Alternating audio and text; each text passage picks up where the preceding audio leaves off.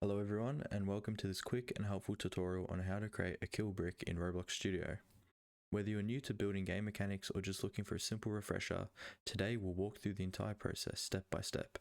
By the end of this video, you'll have a working kill brick that instantly eliminates any player who touches it. Let's get started. First, begin by adding a brick.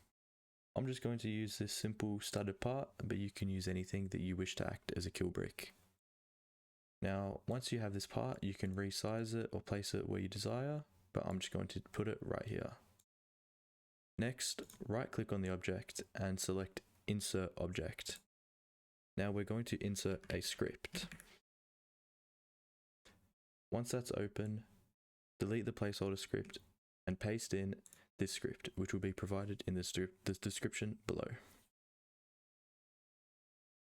Once that's done, you will now have the script attached to your brick.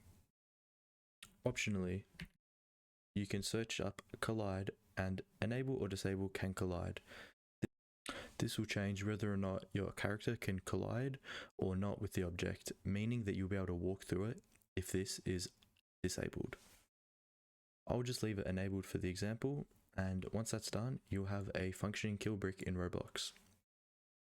Now, just to test it, we'll click the play button in the top left. And as you can see, this is our kill brick. And once I run on top of it, I'll die.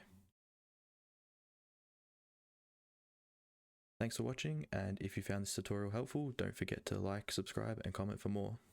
Thank you.